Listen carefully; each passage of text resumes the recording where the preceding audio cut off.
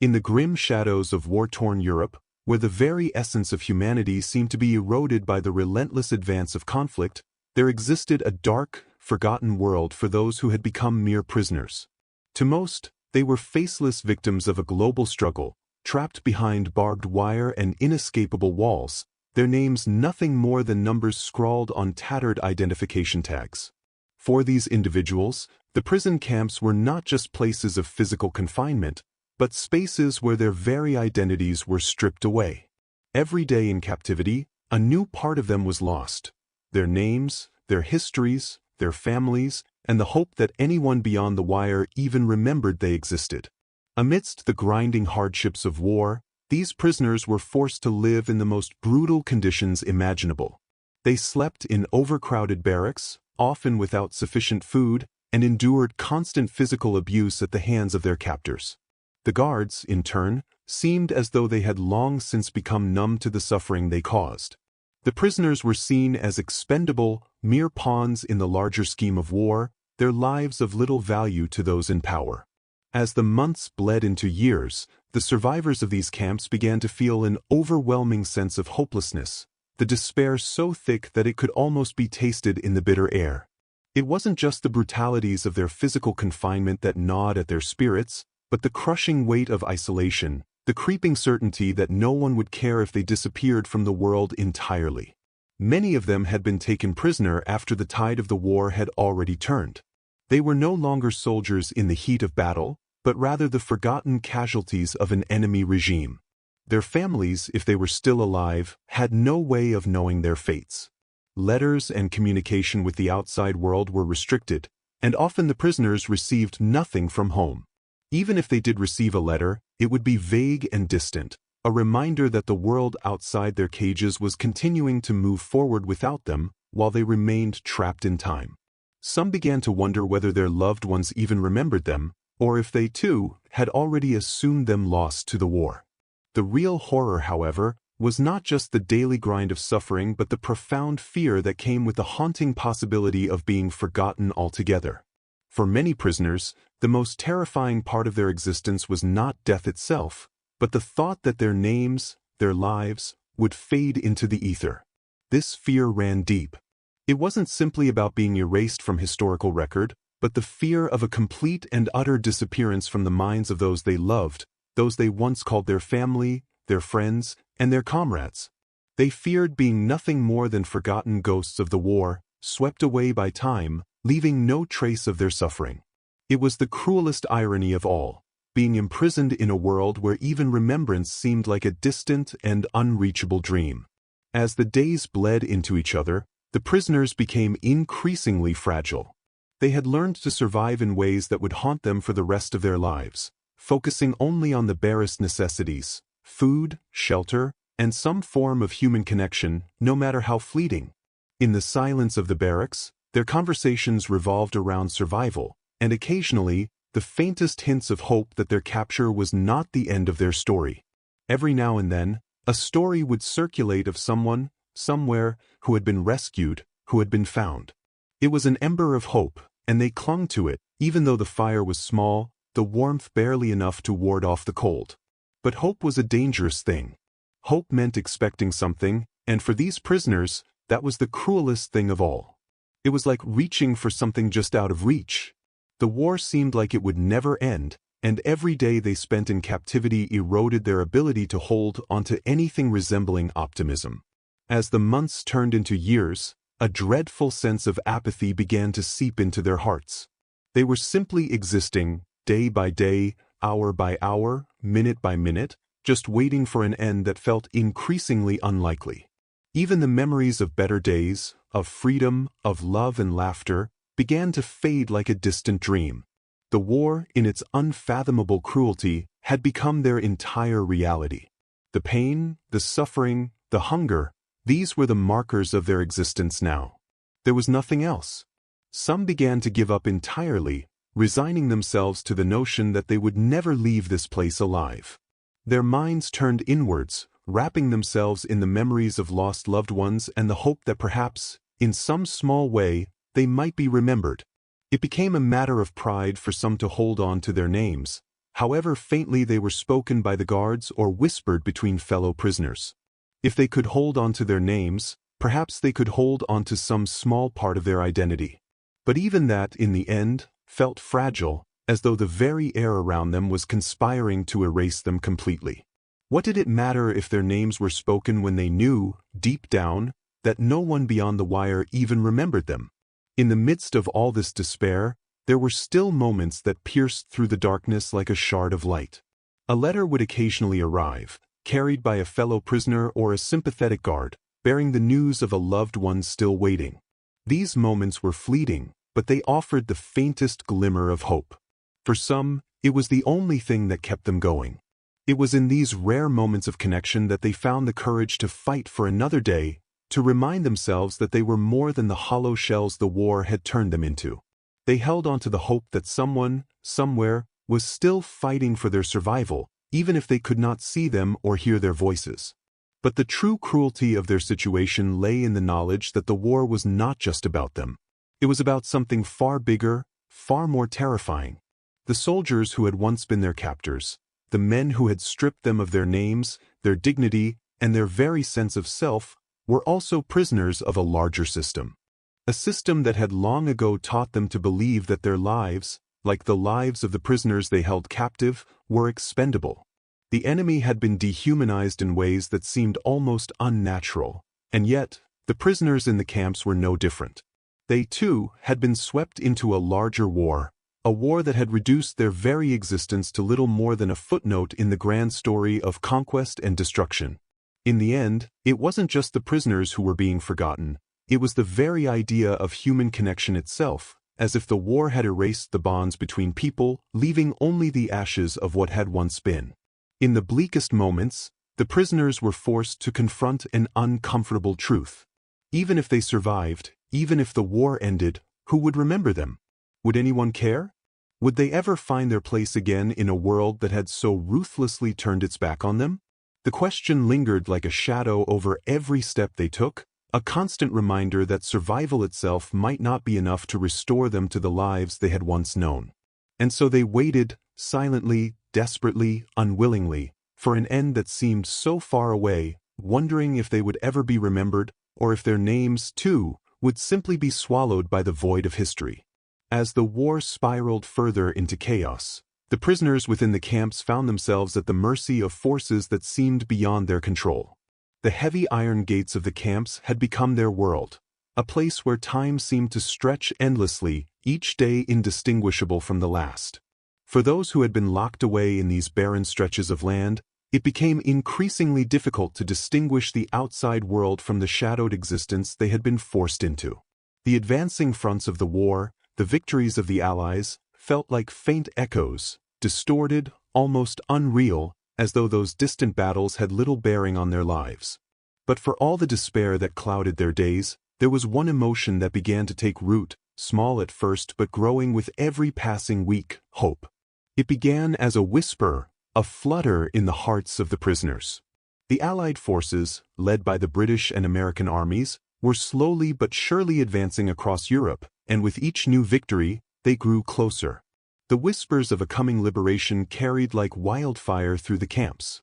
To the prisoners, those whispered words were not just a fleeting distraction but the heartbeat of something far larger, something that might, in the end, bring an end to their suffering. However, for all the promises of freedom that danced just out of reach, they were still bound by the grim present. The guards, once resolute in their cruelty, continued to torment the prisoners with relentless brutality, even as the Allied forces gained ground. The realization that the war could be nearing its end did little to alleviate the torment of the moment. Each day that passed was another chance to slip into despair, another opportunity to lose oneself in the relentless grind of survival. The camp was still a prison, and despite the growing tide of liberation, the reality of captivity remained unchanged. Prisoners were still denied adequate food, still subjected to harsh labor, and still stripped of any remaining sense of dignity. It was in this world of constant deprivation and uncertainty that the fragile seed of hope began to take root, though not without a heavy sense of skepticism. Every time they heard a rumor of the advancing forces, Every time a fellow prisoner returned from a camp near the front lines with news of an Allied breakthrough, it felt as though the chains of captivity tightened just a little bit more. The fear of false hope became as real as the hunger gnawing at their stomachs.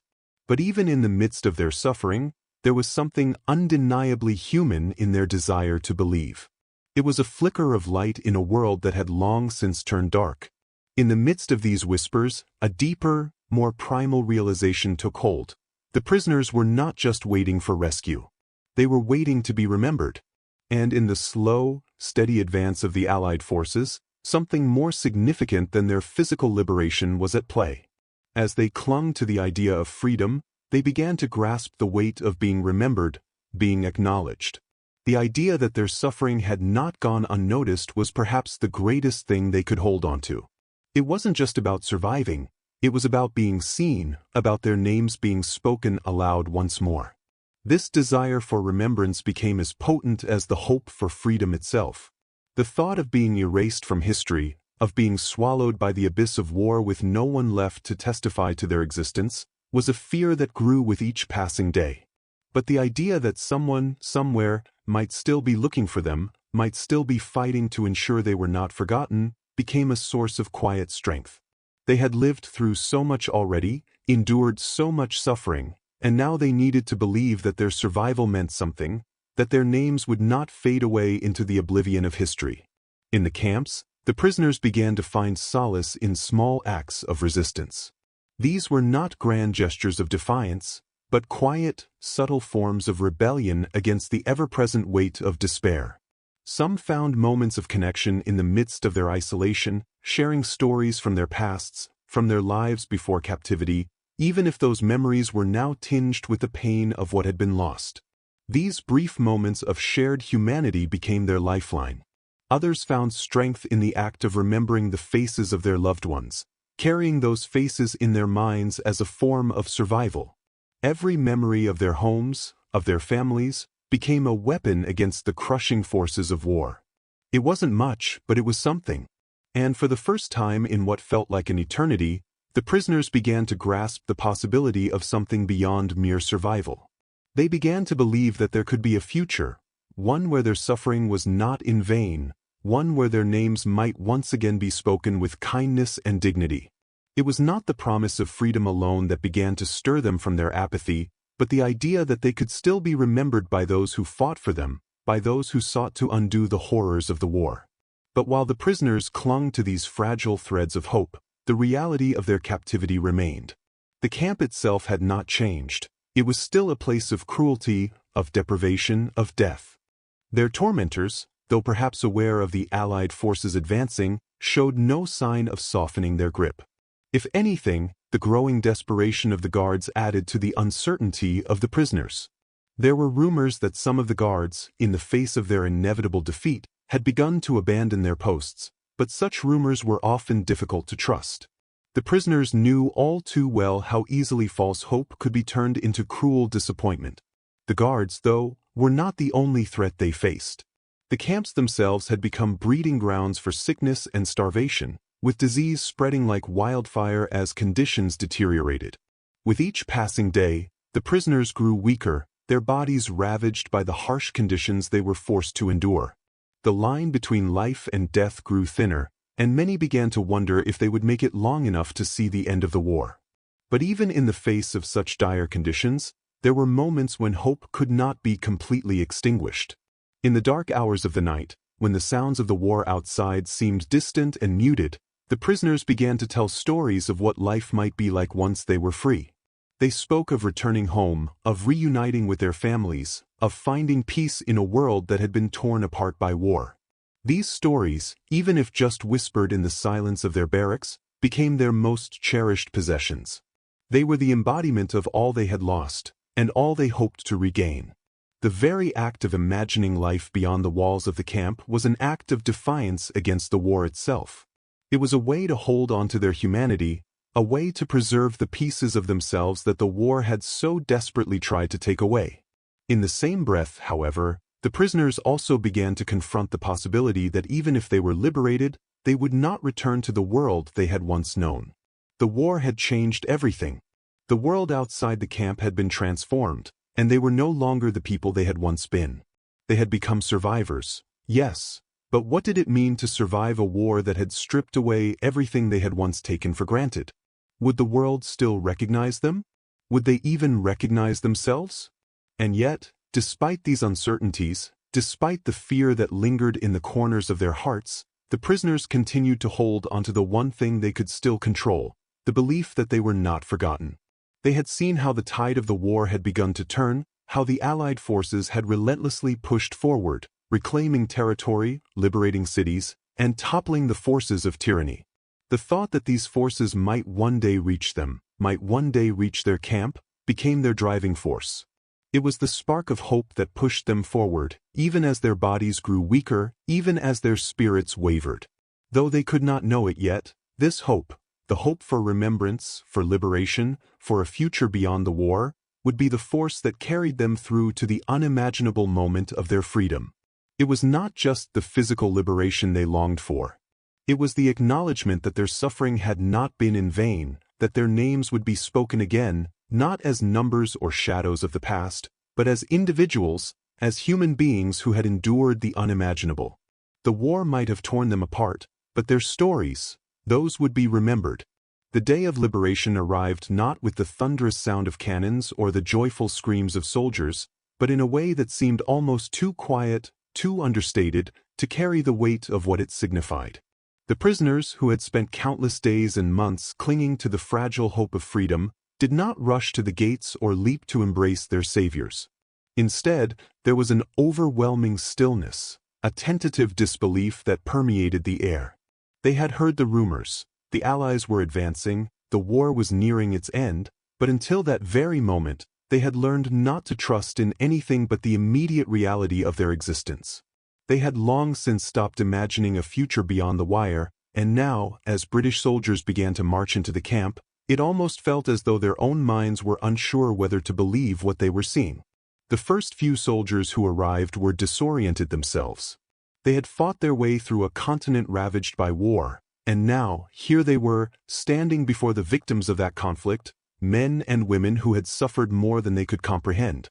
The camp was still a grim, forsaken place, where the smell of decay and desperation lingered in the air. The prisoners were thin, gaunt, their faces hollow from months, no years, of starvation and abuse. It was a vision of human suffering so extreme that even the soldiers who had come to liberate them were momentarily struck dumb. They had come to free the prisoners, yes, but standing there, faced with such raw human misery, the realization that the prisoners had endured unimaginable horrors for so long hit them harder than any battle ever could. For the prisoners, it was a moment suspended between disbelief and cautious optimism. They had been promised rescue, and now it was here. They saw the soldiers, their once illusions of salvation now taking physical form. But even as the first signs of liberation spread through the camp, the prisoners could not immediately accept what was happening. After so many years of suffering, could this really be the moment they had longed for? Could they trust it? They were like people waking from a nightmare, their senses dulled by the trauma they had endured. The idea of freedom, of returning to the world they had once known, seemed almost too impossible to believe. Some of the prisoners stood motionless, as if frozen in time, unable to comprehend the enormity of the moment.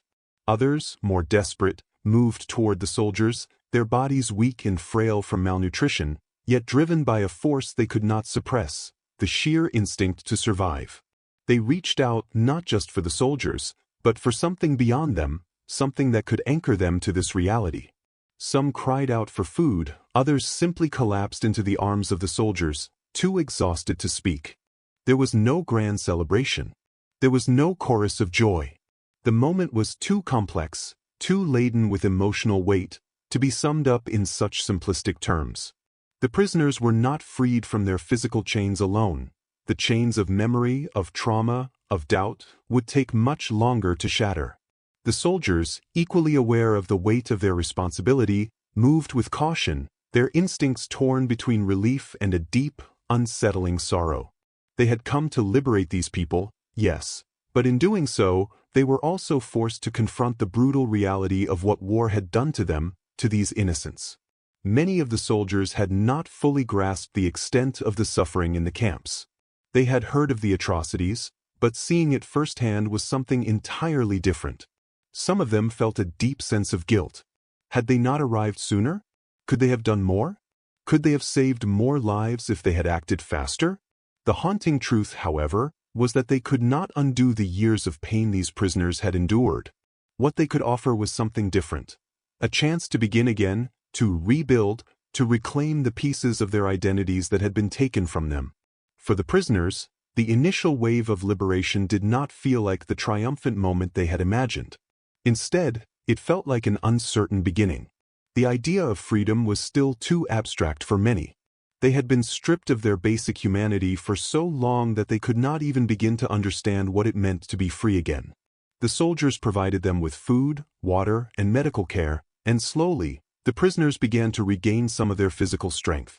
But the psychological scars were deeper and much harder to heal. The liberation they had longed for was not just a physical release. It was a mental and emotional awakening. Many of the prisoners, still in shock, struggled to accept that they were no longer living in a war zone. The violence, the fear, the constant oppression. They were no longer bound by these chains, but the experience of being bound by them had left a permanent mark. As the days passed, and the soldiers continued their work of securing the camp, the prisoners began to grapple with the most important question of all. What would happen to them now? It wasn't just about returning to their homes. For many of them, those homes no longer existed. The world they had known before the war was gone. Their families had been torn apart, their cities destroyed, and the landscape of their lives had been irrevocably altered. Some prisoners found that their loved ones had been killed, while others discovered that their families had moved on, having assumed the worst. The deep sense of loss was overwhelming. What did freedom mean if there was no place to return to? The prisoners were no longer the people they had been before the war. They were survivors, yes, but their survival had come at an incredible cost. Many of them had lost everything: their homes, their families, their pasts, and now they had to figure out what it meant to rebuild a life from the ashes of destruction. Some found comfort in the fact that they were no longer alone in their suffering. The other prisoners, those who had endured the same horrors, became their new family. In the days that followed, the liberated prisoners began to find strength in one another. They spoke of the future, of what it might look like to rebuild their lives, even though the path ahead was uncertain. There was a collective recognition that they had been given a second chance, an opportunity to forge a new identity. And yet, even as they began to embrace this new possibility, the weight of the past continued to haunt them. The memories of their time in captivity would not fade easily. They had been erased from the world for so long, their names forgotten or reduced to mere statistics. Now that they were free, the question lingered: would they be remembered for who they were before the war, or for the suffering they had endured? And then, there was the most important realization: they had not been forgotten. The Allied forces, and especially the British soldiers who had come to liberate them, had not only fought for their freedom but had also fought for their recognition. The prisoners, who had once feared that they would be lost to history, now found themselves at the center of something much larger than their personal pain. They were part of a narrative that was being rewritten. The names of the prisoners, once silent, were now being spoken aloud, not as a list of faceless victims, but as individuals, people who had survived the horrors of war and had earned the right to be remembered. This, for many of the liberated prisoners, was the greatest gift of all. The British soldiers, in their act of liberation, had given them not just freedom but a place in history. The prisoners, once regarded as nothing more than casualties of war, were now being acknowledged as human beings who had endured the worst that humanity could inflict and had lived to tell the tale. The psychological and emotional impact of this recognition was profound. No longer would they be just another tragic statistic in the annals of war. They were survivors, they were warriors in their own right, and they were worthy of remembrance. This recognition would be the cornerstone upon which they would begin to rebuild their lives, no matter how difficult or uncertain the road ahead might be. The liberation was not just the end of their captivity, it was the beginning of something far more significant. It was the reclaiming of their names, their stories, and their dignity. And that, perhaps, was the most important freedom of all. In the days that followed their liberation, the prisoners who had once been bound by the wire fences of the camp now found themselves in a world that felt both foreign and familiar. The freedom they had so longed for had come, but it was not the triumphant, smooth transition they had imagined. The emotional weight of their release was far heavier than they had anticipated. The moment of their freedom had been surreal, disorienting. It had arrived without fanfare, without the grand celebrations they had once dreamed of. The soldiers who had liberated them were kind, offering them food, medical care, and the reassurance that they were no longer prisoners of war. Yet for the liberated, the reality of survival after such unimaginable suffering was far from straightforward. In the first few days, the sense of liberation felt almost like a void. The prisoners were no longer in the camps, but they were also not yet in the world they had known before the war. They were between worlds, free but unsure of what freedom meant, survivors but uncertain of what they had survived for. Their bodies, weakened by malnutrition and disease, slowly began to recover, but it was not just their physical health that needed mending. The scars of the war ran deeper than their battered skin. The trauma of the camps, of starvation, forced labor and violence, had been etched into their very souls. How could they ever return to the lives they had once known when those lives had been so irrevocably torn apart? The world they would step into was no longer the one they had left behind. As the days turned into weeks, the prisoners began to come to terms with the disorienting truth that they were no longer part of the world they had known. The future they had once imagined for themselves, reunions with family, the return to familiar places, the restoration of the lives they had built before the war, seemed impossible now. The cities they had called home had been reduced to rubble, their families scattered or lost to the war. The very landscape of their past was unrecognizable. Some of them had been away for so long that they could not even remember what their homes looked like before the war. Their memories, too, had been ravaged by the years of suffering. The trauma they had endured in captivity had taken its toll on their identities. They were no longer the people they had once been. They had been shaped by their suffering, molded into something different. The questions now seemed endless. Who were they now that they were free? Who were they now that they had lost everything they once held dear? The reality of liberation was not just about physical freedom, it was about the emotional and psychological aftermath of everything they had been through. Their bodies may have been free, but their minds were still trapped in the past. They were not able to immediately embrace the idea of being free, for it felt like an abstraction, like a distant dream that they could not yet touch. The idea of reintegrating into society, of returning to a normal life, was daunting. Some of the prisoners had lived through years of unimaginable horror, and now they were expected to re-enter a world that had moved on without them. How could they fit into a society that could never fully understand what they had endured? How could they reclaim their identities when the war had so thoroughly destroyed their sense of self? In those first days of freedom, the prisoners often found themselves overwhelmed with a profound sense of loss. Some of them found themselves mourning not only the lives they had lost during the war, their homes, their families, their communities, but also the people they had been before the war. The lives they had once led seemed so far removed from the people they had become. They had been stripped of their names, their histories, and their identities in the camps, and now they were left to rebuild themselves from the fragments of who they had once been. But how could one rebuild when so much had been taken away? How could one rebuild when the world that existed before the war no longer existed at all? For many, the greatest struggle was the isolation they felt from the rest of the world. Though they were surrounded by fellow survivors, there was a sense that no one outside of the camp could truly understand the depths of their suffering. How could anyone who had not experienced the horrors they had, who had not been in the camps with them, possibly understand what they had endured? The language of war and suffering was a foreign tongue to those who had not lived through it. The world had moved on, and the liberated prisoners felt disconnected from it. They had been so far removed from normal life for so long that they no longer knew how to re-enter it. What they had known before the war was gone, and now, even the world they had been liberated into felt strange and unfamiliar. The process of reintegration was not a simple one. The survivors often found themselves isolated, not just from the world at large but even from their fellow survivors. Each person's experience of the war had been different, and each person carried the weight of their own trauma. Some found comfort in sharing their stories, in speaking about the horrors they had faced, while others found it impossible to put those experiences into words. The silence between them was heavy, filled with unspeakable pain that could not be shared, not yet. And even when the prisoners did try to speak, to tell their stories to others who had not lived through the same experiences, they found that their words were met with awkward silence, disbelief, or pity. No one who had not been there could truly understand. For some, the answer was to leave. Leave the camp, leave the country, leave the memories behind and start anew somewhere else. They sought to escape the past by physically removing themselves from it.